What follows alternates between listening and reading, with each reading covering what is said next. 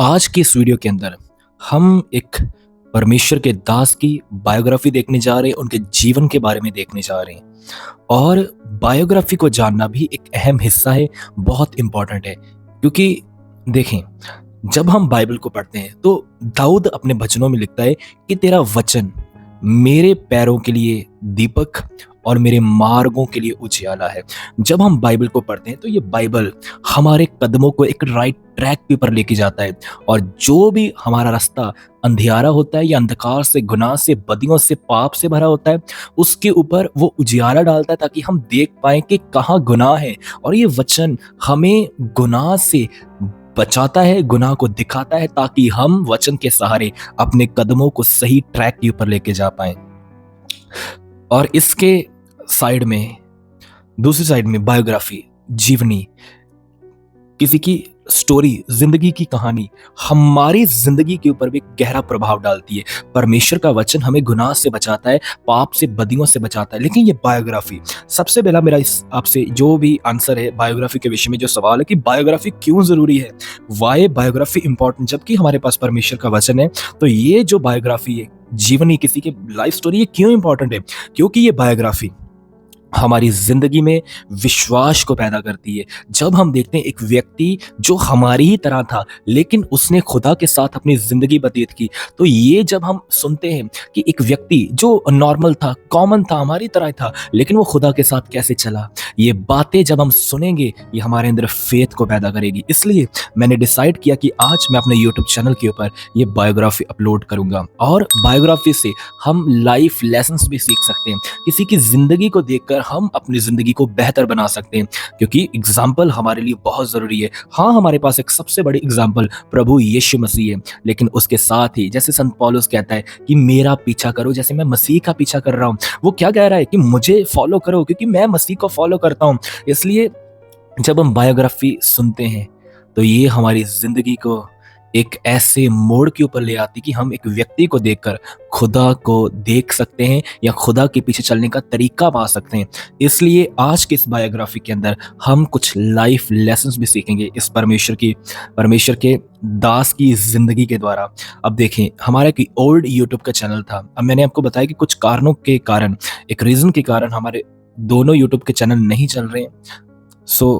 ये नया इसलिए क्रिएट किया ताकि इसके द्वारा परमेश्वर का वचन फैले। हमारी कोशिश होगी कि हम सही चीज़ें लोगों को दे पाएं इस चैनल के द्वारा। मैंने अपने ओल्ड चैनल के ऊपर एक वीडियो अपलोड की थी पास्टर A.M. सैमुअल जी की, जिसको काफ़ी लोगों ने देखा और उसके द्वारा काफ़ी लोगों ने खुदा को जाना, अपनी जिंदगी खुदा को दी। एक सच्चे परमेश्वर की जिंदगी को जानने के बाद और भी बहुत सारे परमेश्वर के दास हैं।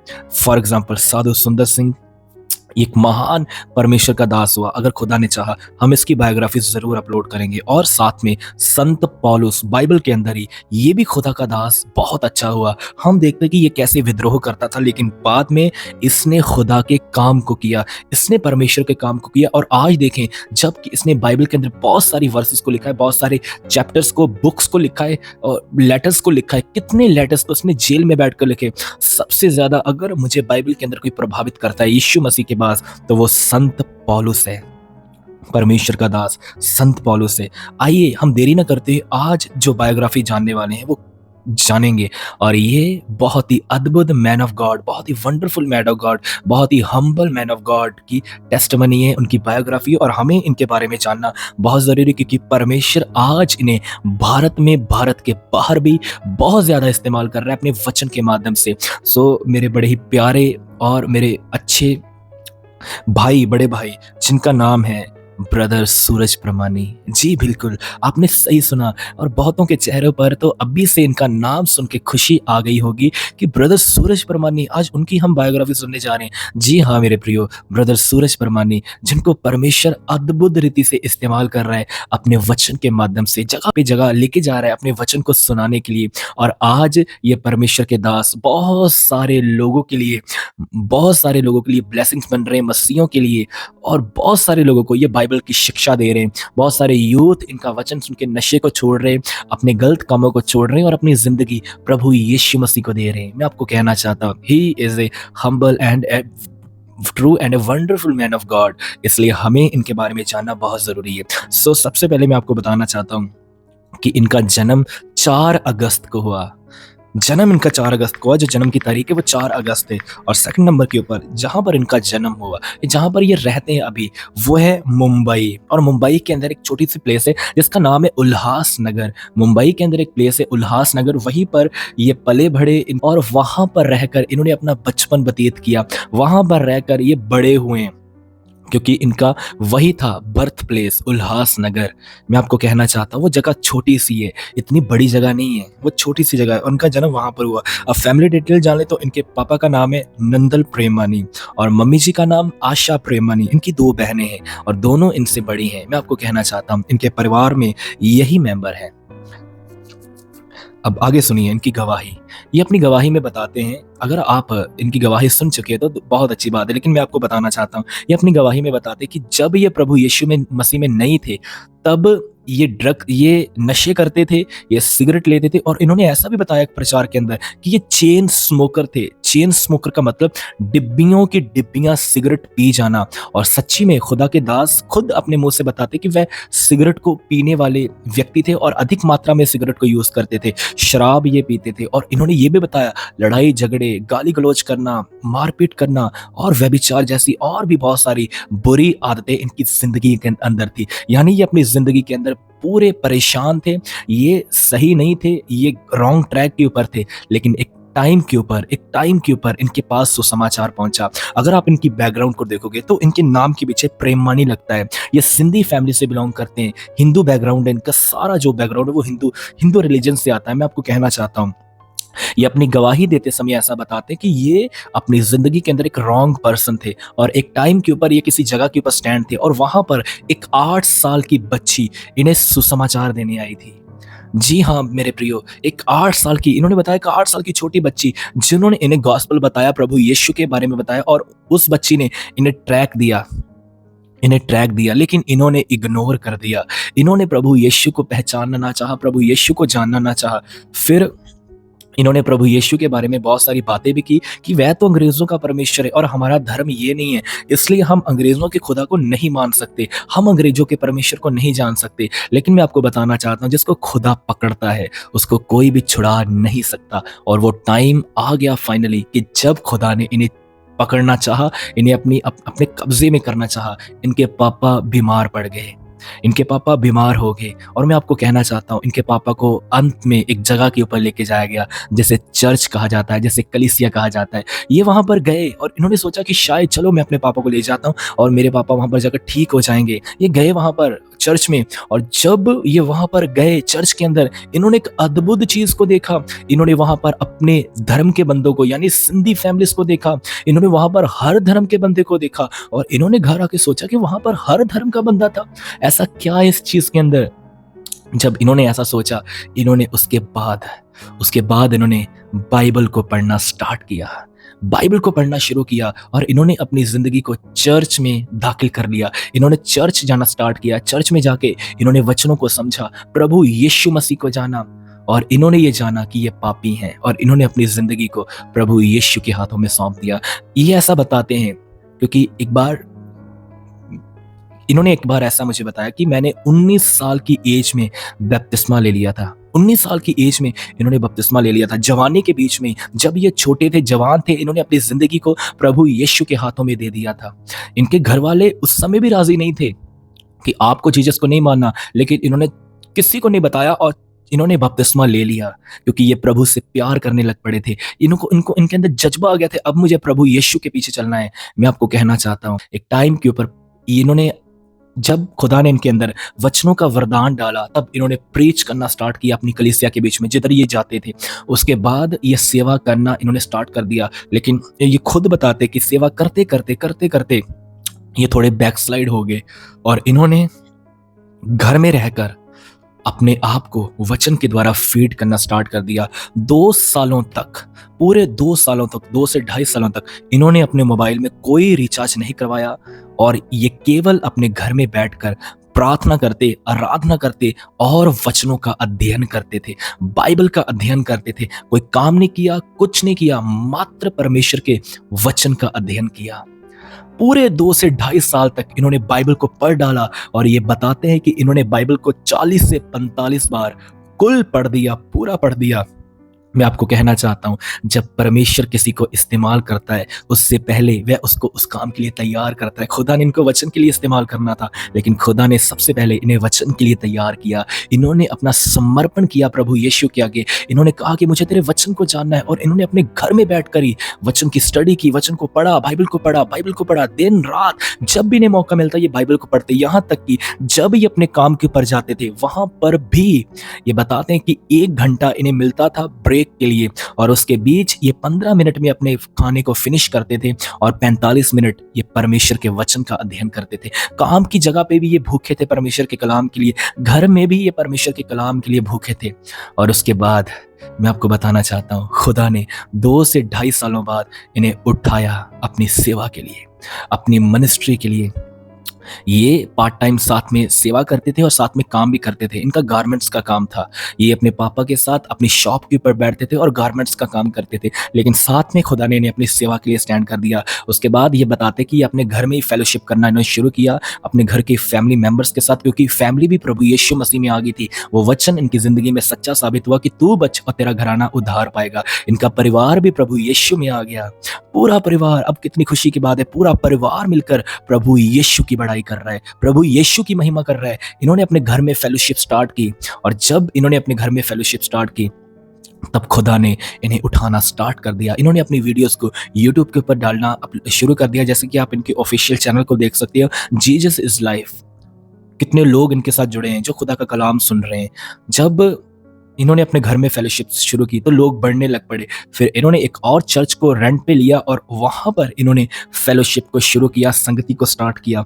मैं आपको कहना चाहता हूं, ऐसे करते करते करते करते खुदा ने आज इन्हें पूरे भारत में इस्तेमाल करना स्टार्ट कर दिया है।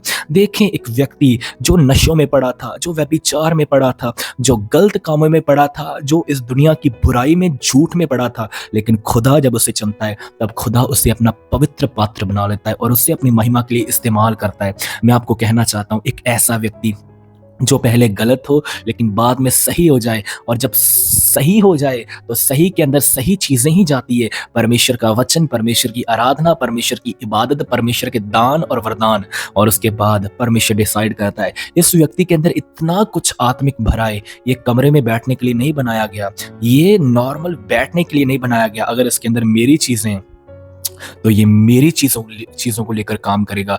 इसलिए खुदा ने अपने बंदे को, अपने दास को, ब्रदर सूरज परमानी जी को उठाना स्टार्ट कर दिया।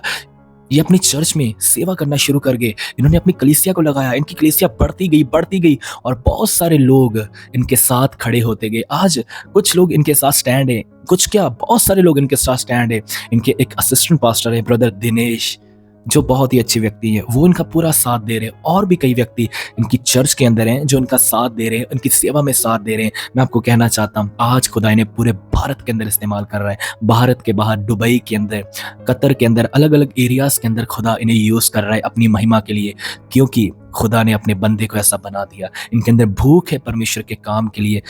मैं आपको बताना चाहता हूँ, आज इनके पास 5 कलीसियाँ हैं। एक मुंबई उल्लासनगर के अंदर, इनके खुद के नगर के अंदर, दूसरी जो चर्च है वो पुणे के अंदर, तीसरी दिल्ली के अंदर, और चौथी जो चर्च है वो इनकी है मुंबई के अंदर, और जो 5वीं चर्च है वो जूम मीटिंग है, ऑनलाइन चर्च जो चलाते हैं। इनके साथ बहुत सारे लोग ऐसे कनेक्टेड कर दिए खुदावन ने। आमीन। अब आए, हमने ये सब कुछ देख लिया इनकी टेस्टिमनी को कि कैसे खुदा ने इन्हें यूज करना स्टार्ट किया। अब मैं 3 बातें इनकी जिंदगी से आपको बताना चाहता हूँ, और ये हमारे लिए बहुत महत्वपूर्ण है क्योंकि हम लाइफ लेसन से बहुत कुछ सीख सकते हैं। अब ये 3 बातें इसलिए ताकि हम इनकी जिंदगी को देखकर ये जान पाए कि इन्होंने अपनी जिंदगी में आज क्या पाया है प्रभु के द्वारा, और ये कैसे बन चुके हैं परमेश्वर के लिए। और हम इन 3 बातों से बहुत कुछ लर्न कर सकते हैं, क्योंकि परमेश्वर के दास ऑलवेज एक एग्जाम्पल बनते हैं। आइए, सबसे पहली बात जो ब्रदर जी के अंदर है, मुझे बहुत अच्छी लगती है और बहुत सारे लोगों ने ये नोटिस किया, ये सच्ची है। पहली बात, प्रभु के दास ब्रदर सूरज परमानी जी ऑनेस्ट व्यक्ति है, ईमानदार पर्सन है। उनकी बातों में बिल्कुल भी झूठ नहीं है, बिल्कुल भी फ्रेब नहीं है। वह सच्चे हैं वह ऑनेस्ट हैं, वो जब स्टेज के ऊपर खड़े हो जाते हैं, आपने नोटिस किया होगा वह अपनी गलतियों का प्रचार करते हैं। लेकिन आज बहुत सारे लोग ऐसे हैं जो अपनी गलतियों को हाइड करते हैं, लेकिन खुदावंद के दास पास्टर सूरज प्रमाणित जी अपनी गलतियों का प्रचार करते हैं। आप देखें बाइबल कितनी सच्ची किताब है। जब हम बाइबल को पढ़ते हैं तो बाइबल में भी गलतियाँ लिखी है। नूह की गलतियाँ, अब्राहम की गलतियाँ, मूसा की गलतियाँ, हर व्यक्ति की गलती लिखी गई है। Because Bible is a honest book, Bible ईमानदार किताब है। इसी प्रकार से मैं आपको कहना चाहता हूँ कि परमेश्वर के दास ब्रदर सूरज प्रमाणी जी एक ईमानदार व्यक्ति है। उनकी ज़िंदगी के अंदर ईमानदारी बहुत झलकती है। वो स्टेज के ऊपर अपनी गलतियों का प्रचार करते ताकि लोग उन गलतियों को देखकर गलतियाँ ना सीखें, लेकिन गलतियों से सीखें कि उन्हें ये काम नहीं करने।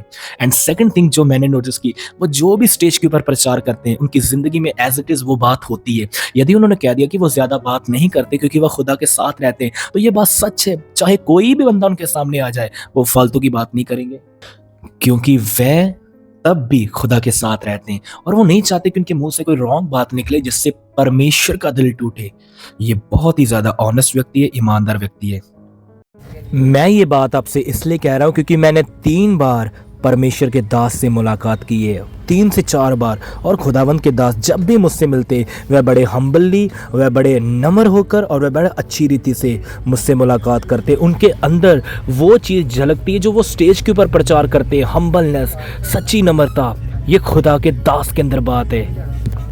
इसलिए मैं आपसे कहना चाहता हूँ, प्लीज़ आप भी पहली बात को सीख लीजिए, अपनी ज़िंदगी में ईमानदारी को रखें, ऑनेस्टी को रखें। ब्रदर सूरज परमानी जी देखिए कितनी ऑनेस्ट हैं। अब दूसरी चीज़ ये जो उनकी ज़िंदगी के अंदर है, मैं आपको कहना चाहता हूँ, सबसे पहली चीज़ हमने देखी ईमानदारी। हमें भी अपनी ज़िंदगी में ईमानदारी रखना है। हमेशा वो प्रचार करें जो आपकी ज़िंदगी के अंदर है, वो कभी प्रचार ना करें जो आपकी लाइफ के अंदर नहीं है, क्योंकि ये ईमानदारी नहीं होगी, ये बेईमानी होगी और बेईमानी खुदा को बिल्कुल नहीं पसंद। प्लीज़ ईमानदारी रखें हर बात के अंदर और वैसा ही रहें जैसा आप स्टेज के ऊपर हो, पर्सनल लाइफ के अंदर भी वैसे ही हमें बने रहना है। दूसरी बात ये, परमेश्वर के दास ब्रदर सूरज परमानी जी परमेश्वर से बहुत प्यार करते हैं। आज भी उनके अंदर थकान नाम की चीज़ नहीं है। परमेश्वर के कामों के प्रति वो थकते नहीं है। वो परमेश्वर से प्रेम करते और उनके लिए उनकी ज़िंदगी के बीच में सबसे पहले परमेश्वर है, क्योंकि वचन भी कहता है कि तू अपने परमेश्वर से सबसे अधिक प्यार कर, क्योंकि जो खुदा से प्यार करता है वो इंसान कभी गिर नहीं सकता मसीहत के बीच में। उनको पता है कि लोग चाहे उनसे प्यार करे चाहे ना करे, लेकिन खुदा उनसे प्यार करता है। कई बार लोग उनसे कहते हैं कि मैं आपका फ़ैन हूँ, लेकिन ब्रदर जी हमेशा कैसे कहते हैं कि फ़ैन बनकर कुछ नहीं मिलेगा। तुम फ़ैन बनो, तुम ट्यूबलाइट बनो, तुम ये बनो, इससे कुछ नहीं मिलेगा। तुम परमेश्वर के फैन बनो, क्योंकि वो भी ये चाहते थे कि जैसे मैं परमेश्वर से प्रेम करता हूँ, लोग वैसे परमेश्वर से प्रेम करें। और आज भी देखें कितने लोग हैं जो उनके खिलाफ में उठे, उनके खिलाफ वीडियोस डालते हैं, बुरा भला कहते हैं, लेकिन वो आगे से रिप्लाई नहीं करते, क्योंकि उन्हें पता है वो खुदा से प्यार करते हैं और खुदा उनसे प्यार करता है। यही चीज़ उनको रोकती है और उनको खुदा के लिए और प्रेमी बनाती है, क्योंकि बाइबल कहती है कि लोग तुम्हारे विरुद्ध में झूठ मूठ की बातें कहेंगे, तुम्हें सताएंगे, तुम्हारा विद्रोह करेंगे, लेकिन तुम्हें आनंदित होना है। वो जितना उनका विरोध होता है, खुदा उन्हें उतना ही बढ़ा रहा है, क्योंकि वह उस माहौल के बीच में भी आनंदित रहते हैं। वे अपने परमेश्वर को नहीं भूलते या विरोधियों को रिप्लाई नहीं करते। मैं आपको कहना चाहता हूँ, खुदा के दास हर परिस्थिति के अंदर खुदा से प्यार करते। कई बार वो बताते कि वो जब वो सेवा के दौरान कहीं जाते तो उनके डैडी बीमार पड़ जाते हैं, क्योंकि शैतान अटैक भेजता है फैमिलीज के ऊपर ताकि ये बंदा डिस्टर्ब हो जाए। लेकिन हमेशा वो कहते कि मैं खुदा को पहले स्थान के ऊपर रखता हूँ और मैं परमेश्वर से प्रेम करता हूँ, मैं परमेश्वर के लिए जाता हूँ। जब वो खुदा के लिए जाते हैं तो खुदा ऑटोमेटिकली उनकी फैमिली को संभालता है।